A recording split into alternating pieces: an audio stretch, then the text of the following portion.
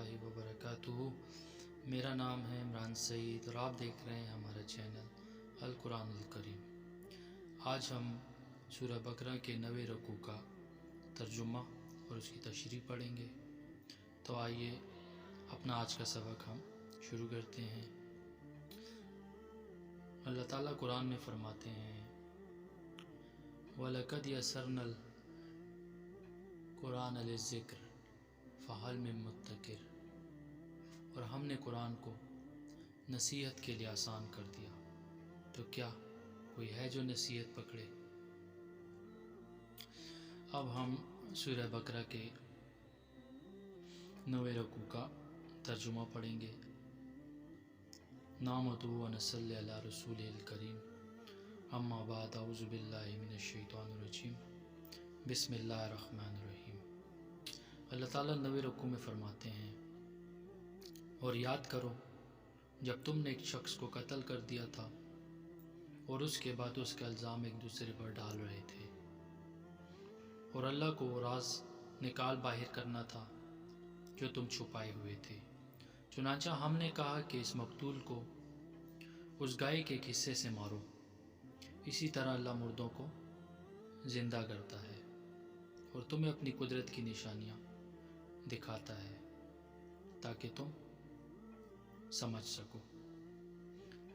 इस सब के बाद तुम्हारे दिल फिर सख्त हो गए, यहाँ तक कि वो ऐसे हो गए जैसे पत्थर, बल्कि सख्ती में कुछ उनसे भी ज़्यादा, क्योंकि पत्थरों में से कुछ ऐसे भी होते हैं जिनसे नहरें फूट बहती हैं, और उन्हीं में से कुछ वो होते हैं जो खुद फट पड़ते हैं और उनसे पानी निकल आता है, और उन्हीं में से वो पत्थर भी हैं जो अल्लाह के खौफ से लुढ़क जाते हैं, और उसके बरखिलाफ़ जो कुछ तुम कर रहे हो अल्लाह उससे बेखबर नहीं है। मुसलमानों, क्या अब भी तुम्हें ये लालच है कि ये लोग तुम्हारे कहने से ईमान ले आएंगे? हालांकि इनमें से एक गिरोह के लोग अल्लाह का कलाम सुनते थे, फिर उसको अच्छी तरह समझने के बाद भी जानते बूझते उसमें तहरीफ कर डालते थे। और जब ये लोग उन मुसलमानों से मिलते थे जो पहले ईमान ला चुके हैं, तो ज़ुबान से कह देते हैं कि हम भी ईमान ले आए हैं, और जब ये एक दूसरे के साथ तन्हाई में जाते हैं तो आपस में एक दूसरे से कहते हैं कि क्या तुम इन मुसलमानों को वो बातें बताते हो जो अल्लाह ताला ने तुम पर खोली हैं, ताकि ये मुसलमान तुम्हारे परवरदिगार के पास जाकर उन्हें तुम्हारे ख़िलाफ़ दलील के तौर पर पेश करें। क्या तुम्हें इतनी भी अक्ल नहीं? क्या ये लोग जो ऐसी बातें करते हैं ये नहीं जानते कि अल्लाह को उन सारी बातों का खूब इल्म है जो वो छुपाते हैं और जो वो ज़ाहिर करते हैं। और इनमें से कुछ लोग अनपढ़ हैं जो किताब तो रात का इल्म तो रखते नहीं, अलबत्ता कुछ आरज़ुएँ पकाए बैठे हैं, और उनका काम बस ये है कि वहम व गुमान बांधे रहते हैं। लिहाजा तबाही है उन लोगों की जो अपने हाथों से किताब लिखते हैं, फिर लोगों से कहते हैं कि ये अल्लाह की तरफ से है ताकि उसके ज़रिए थोड़ी सी आमदनी कमा लें।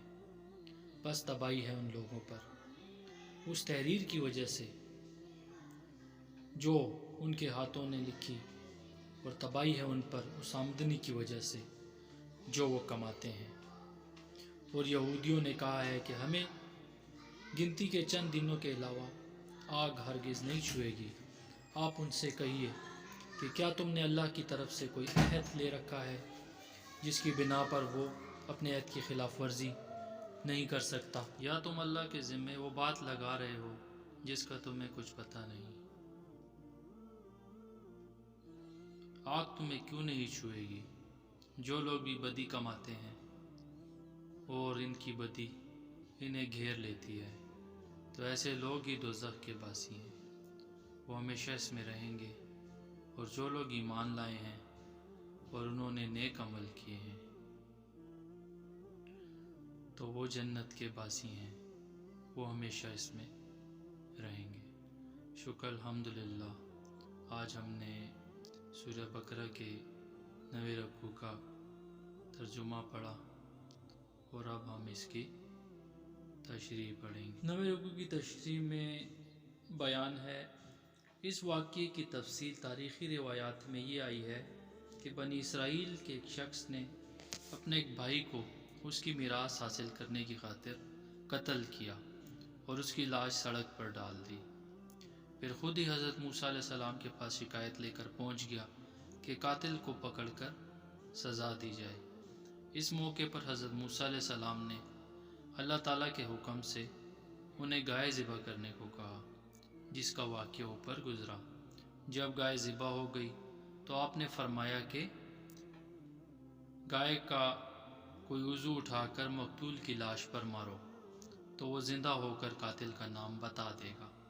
چنانچہ ایسا ہی ہوا اور اس طرح قاتل کا پول کھل گیا اور وہ پکڑا گیا۔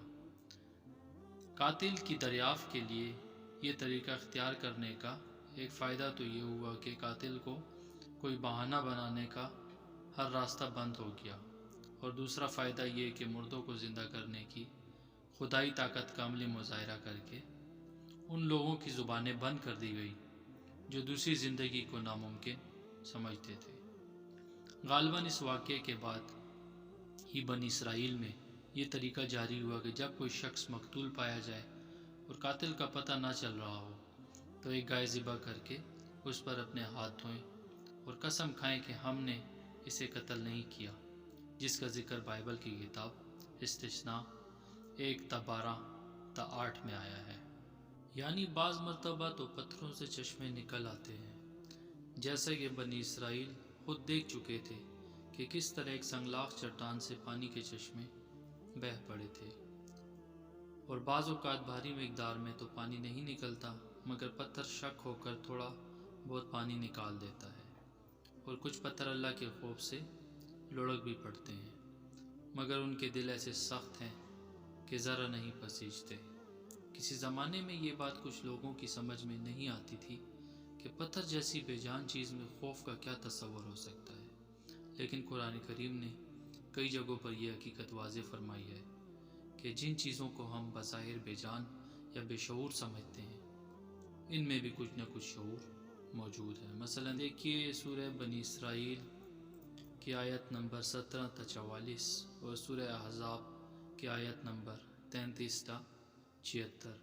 لہٰذا اگر اللہ تعالیٰ یہ فرما رہے ہیں کہ کچھ پتھر اللہ کے خوف سے لڑک جاتے ہیں تو اس میں کوئی تعجب کی بات نہیں ہے۔ آج تو سائنس بھی رفتہ رفتہ اس نتیجے پر پہنچ رہی ہے کہ جمادات میں بھی نمود و شعور کی کچھ نہ کچھ صلاحیت موجود ہے۔ تورات میں آخری زمانے میں آنے والے نبی کی جو پیشنگوئیاں موجود تھی وہ تمام تر نبی کریم صلی اللہ علیہ وسلم پر صادق آتی تھی۔ بعض منافق یہودی جو مسلمانوں کے سامنے اپنے آپ کو مسلمان ظاہر کرتے تھے یہ پیشنگوئیاں مسلمانوں کو سنا دیتے تھے۔ اس پر دوسرے یہودی تنہائی میں ان کو ملامت کرتے تھے کہ مسلمان ان پیشنگوئیوں کی جان لیں گے تو قیامت میں ہمارے خلاف استعمال کریں گے اور ہمارے پاس ان کا کوئی جواب نہ ہوگا۔ ظاہر ہے کہ یہ انتہائی بیوقوفی کی بات تھی، کیونکہ اگر مسلمانوں سے یہ پیشنگوئیاں چھپا بھی لی جائیں تو اللہ تعالیٰ سے نہیں چھپ سکتی۔ یہاں قرآن کریم نے ترتیب یہ رکھی ہے کہ پہلے ان یہودیوں علماء کا ذکر فرمایا ہے جو تورات میں جان بوجھ کر رد و بدل کرتے تھے، پھر ان ان پڑھ یہودیوں کا جنہیں تورات کا علم تو تھا نہیں مگر انہیں مذکورہ والا علماء نے ان جھوٹی آرزوؤں میں مبتلا کر رکھا تھا کہ سارے یہودی اللہ کے لاڈلے ہیں اور وہ بہر صورت جنت میں جائیں گے۔ ان کا سارا علم اس قسم کے گمانوں پر مشتمل تھا۔ چونکہ ان کے اس گمان کی بنیادی وجہ علماء کی تحریف تھی، اس لیے آیت نمبر 76 میں ان کی تباہی کا خاص طور پر ذکر فرمایا گیا ہے۔ شکر الحمدللہ آج ہم نے سورہ بقرہ کا 9 رکوع کا ترجمہ اور تشریح پڑھا۔ اللہ تعالیٰ ہمیں ہماری اس کوشش میں کامیاب فرمائے، اور رمضان المبارک کا آج پہلا روزہ ہے، اور ہمیں پورے روزے صحیح طریقے سے رکھنے کی توفیق عطا فرمائے، اور اللہ کی عبادت پورے طریقے سے کرنے کی توفیق عطا فرمائے۔ تو انشاءاللہ ہمارا سلسلہ جاری ساری رہے گا، اور اس ویڈیو کو زیادہ سے زیادہ شیئر کریں تاکہ زیادہ سے زیادہ لوگ جو ہیں اس سے فائدہ اٹھا سکیں۔ تو اگلے سبق تک اپنا خیال رکھیں۔ اللہ حافظ۔